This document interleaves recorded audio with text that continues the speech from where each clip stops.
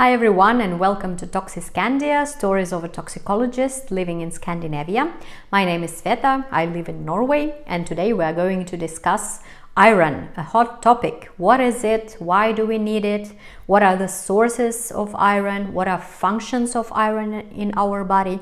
And of course we are going to dig into deficiency of iron and symptoms and reasons for that. And on the other side, toxicity of iron, because I'm a toxicologist. Of course I am interested in what happens if we get too much iron. If you want to find out more about this topic, please continue watching this video.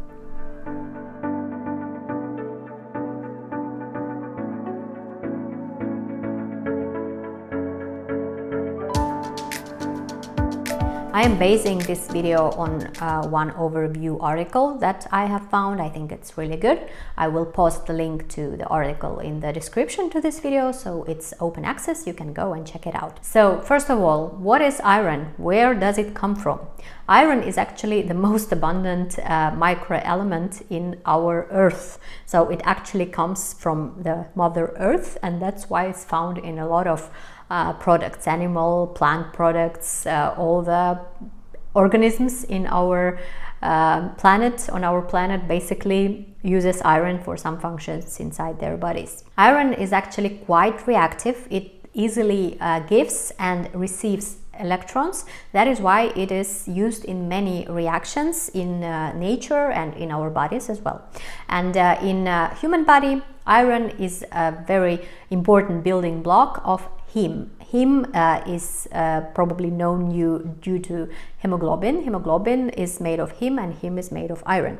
But iron is also a building block of myoglobin, liver enzymes, and also some cell enzymes. So it is present in many reactions inside our cells, including the synthesis of DNA. Iron can not only be used in our body, but also can be stored in our body. And there are two typical storage sites. First of all, in the liver, in hepatocytes, liver cells, and another storage place is a special type of leukocytes, macrophages. And let's go a little bit back to the history of our planet. At some point, process of oxygenation began on our planet.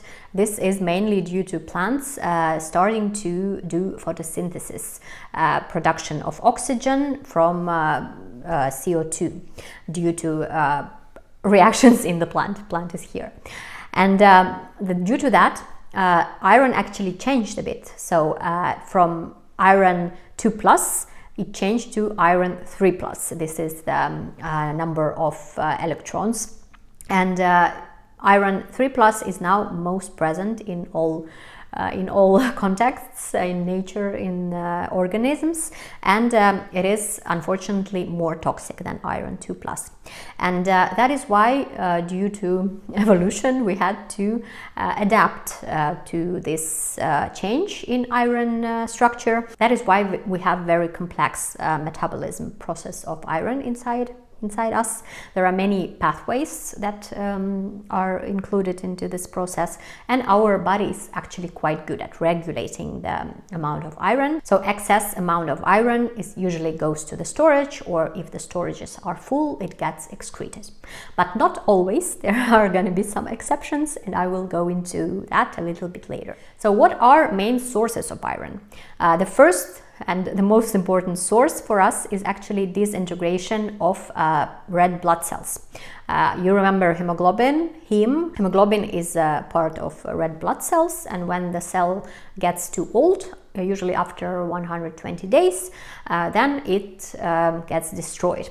Actually, macrophages, leukocytes, they are coming to the site. They are searching for old or damaged blood cells, and they are just destroying them, consuming the disintegration products. But iron actually gets recycled and goes to other functions in our body. So it is a very smart process. And of course, you all know that we can get iron from food, and iron is present in both animal and plant products. But due to structure of animal iron, which is heme, which is more close to us, That is why we process animal iron much better. We absorb it much better than iron that comes from the plants. When iron gets into our bodies, there are actually several options. What can happen if iron is needed right now? It can go directly to different functions of our body, and here we need a transport protein which is called transferrin. It comes to the site where iron is present, takes the iron and transports it to different cells and tissues in our body. If the iron is not needed, then it gets turned into a less reactive form. You remember that iron that comes from outside, usually iron 3+, it's quite reactive. So our body turns it into ferritin. Ferritin is not that reactive, it's not a reactive form of iron, so it's perfect for storage. And it is transported to the storage site, to the liver or to macrophages. And we can measure both transferrin and ferritin from our blood, which are good markers of iron transportation or iron storage. And this is how we can get some idea about the content of iron in us, in our bodies. Usually our body is good enough at deciding not to absorb excess iron. It just gets excreted directly. But if for some reason it still gets absorbed, but there is, for example, not enough transport protein, not enough transport to go into different cells and tissues in our body, and there are no resources to turn it into ferritin, maybe storages are already full, then iron can remain in our body in this reactive form, which is not very good. But to the toxicity of iron we will come just a little bit later. Now let's talk about why do we need iron? Why do we need it in our body? And it is actually needed in enormous amount of processes in our body, but especially during the development of organism. I'm talking both about fetal development and also in childhood years. It is present in all the crucial processes that are needed for body to grow. There is also another important function, transport of oxygen to our cells. It is related to hemoglobin, of course, and red blood cells that are doing that in our bodies. And iron is also present in many metabolic processes, so iron is actually needed to keep energy balance. How much iron do we need? If you are a healthy adult with no underlying issues, you would normally need 11 milligrams of iron per day. For people with some certain diseases or in some special situations such as pregnancy, lactation, or just basic menstruation for women, the need for iron might be increased up to 16 milligrams per day. To give you a bit of a reference what these milligrams mean actually, a beef steak that we eat, 90 grams of beef steak would contain 1.5 milligrams of iron. And if we are talking about plant products, a whole grain that we eat, 50 grams would contain 5 milligrams. You see that it looks like there is more iron in plant products, but you should remember that we are absorbing and processing animal iron much better than the plant one. So in the end, we might get more or less equal amount, both from 90 grams of beef steak or 50 grams of whole grain. And what are the main food sources for iron? From animal products, I can name meat, poultry, fish, egg yolks as the main sources of iron. Milk is not that rich in iron, but iron might be added to milk, then it is the source of iron as well. From the plant products, it's usually whole grains, legumes, nuts, potatoes, broccoli and other dark green veggies. These are the main source of irons from the plant world. And one tip that you probably know, but I still would give you, that iron should be consumed with products that contain vitamin C. In this case, it will be absorbed much better, much quicker. So if you are eating iron-rich products, you should eat them with paprika or with some citrus fruits. Then you will get the most of iron from this food. Iron deficiency. Usually it is known for the main clinical symptom, which is anemia. Anemia is actually a very widespread problem, and by some statistics, according to some statistics, 1/4 of world population actually suffers from anemia, and 50% of these anemia cases are related to iron deficiency. It is of course mainly due to malnutrition. Since there are still many countries, unfortunately, that suffer from famine, then people living there get malnourished, and they also do not get enough iron. That is why this anemia issue is present there. And the main symptoms of anemia are fatigue, paleness of skin.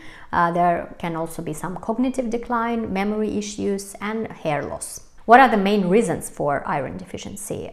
First, I already named, is malnutrition, but it also can be an issue for developed world. If someone goes on a very strict diet, then it can lead to iron deficiency. There are also some internal reasons that can lead to iron deficiency. For example, malabsorption. That is quite common for people with celiac disease, for example, with those who went through GI tract surgeries, or those who have Helicobacter pylori in their stomach, bacteria that increases the risk of stomach ulcer, but also affects absorption of nutrients in negative way. Iron deficiency may happen also if the need for iron is increased at some point. This can happen during pregnancy and also during early years of development, when a child is born. In the early years of their life, they might need more iron than the normal adult would need. There is also blood loss as a potential reason. This can happen during menstruation, in people that have stomach ulcer, also during some malignant processes, or in those people that take blood thinner medicines. Blood loss or internal bleeding is unfortunately a risk factor when you are taking such meds. And chronic kidney disease also is a risk factor for iron deficiency because of the medication that these people take, and also dialysis is an additional risk factor here. Iron deficiency can be divided into true iron deficiency and functional deficiency. And true iron deficiency is due to lack of iron in the diet, in the food that we eat, or if it's not absorbed. While functional deficiency happens when iron intake is enough. It is in the storage, it can be absorbed normally, but for some reason it is not released back to the blood from the storage. So this can happen in cases of some autoimmune disease, malignant processes, kidney disease, and also some genetic disorders.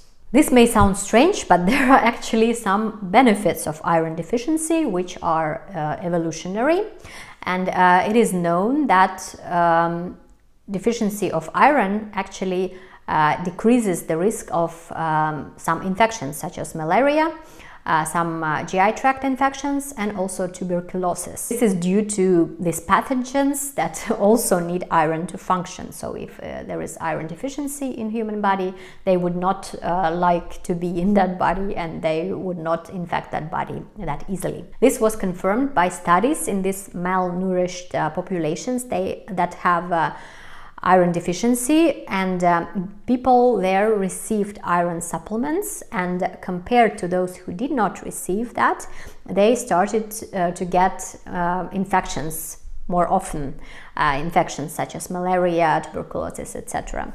So this was actually the adverse effect of getting iron supplements. So maybe in some cases it's even beneficial to have iron deficiency. If it's not very bad one, then it might give you a better chance to survive in these endemic areas. And finally, let's go to the toxicity of iron. Are there situations where iron is actually poisonous for us? Of course, it can be so if there is too much iron in our body. But as I already said, our body is very good at regulating the amount of iron, and usually the excess iron is directly excreted from our bodies. But it does not happen in some cases. And if we get, for some reason, too much iron, there can be not enough transferrin protein, the one that transports the iron iron to other places in our body, and long-term consequences are quite serious actually. This can lead to liver damage, even cirrhosis, and malignant process in the liver, such as hepatocellular carcinoma development.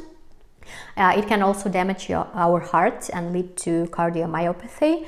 It can damage pancreas, lead to diabetes, damage kidneys, and lead to kidney disease, and it can even be accumulated in our bones, and then leading to bone function issues, and even end up with osteoporosis, which does not sound good. So when do we get too much iron? What are the reasons for that? First of all, extreme doses of iron that one gets with a direct supplement. Usually doses that people take, they are more or less daily intake doses, maybe a double, but if we take more than 50 milligrams per day, this is considered extreme dose, and it might lead to iron toxicity. Another reason is a genetic disease called hematochromatosis, and this is the disorder where body cannot regulate amount of iron absorbed. So it actually absorbs everything and it does not excrete the excess iron. In this case, body gets poisoned by this excess iron, and there are all that consequences that I named before. There is also one type of anemia that is connected with too much iron. As I said previously, anemia is usually linked to iron deficiency, but in this case, if the body for some reason cannot produce red blood cells normally, then all the iron that is stored for that, it is not used, so there is too much iron left, and this iron can be toxic for us. Another reason is alcoholism and liver damage that follows from alcoholism, and I already told you that iron is usually stored in the liver cells, and there are a lot of metabolic processes that iron is a part of that happen in the liver. So if metabolism of iron in the liver gets disturbed by alcohol consumption and liver damage followed by this alcohol consumption, there is too much iron left, excess iron that is not metabolized in liver, and this excess iron will damage liver even further. So this will go on, and there will be more liver damage, which is really bad for the person who suffers from alcoholism. There is also an association between neurological diseases and excess amount of iron in the body. It's not clear which way, but it is clear that too much iron would increase the risk of Parkinson's or Alzheimer's disease development. So let's summarize everything that I said, because that was a lot of information. So we are lucky that there are many sources of iron in food. It can be animal or plant food, so you can just choose anything you like to get more iron into your organism.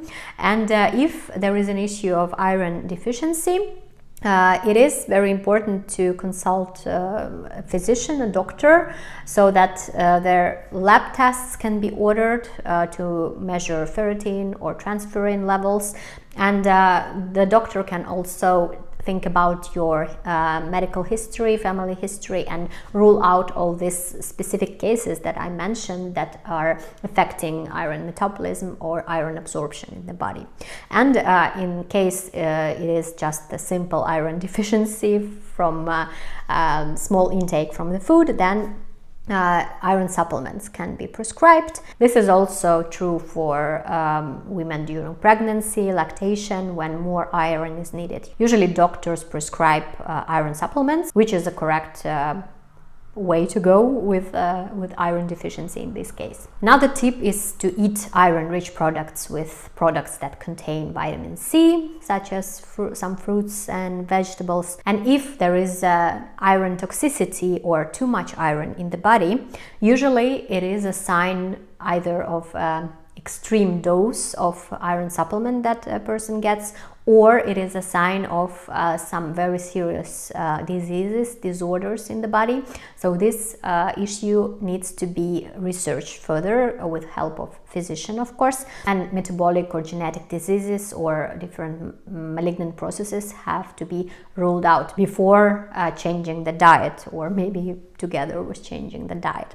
So this is what I had to say to you about iron. I hope this video was helpful and informative for you. If it's so, please hit the like button. You can also subscribe to my channel, hit the notification button. You will get notifications about my videos. I wish you all good luck, stay healthy, stay happy, and hope to see you next time. Bye bye.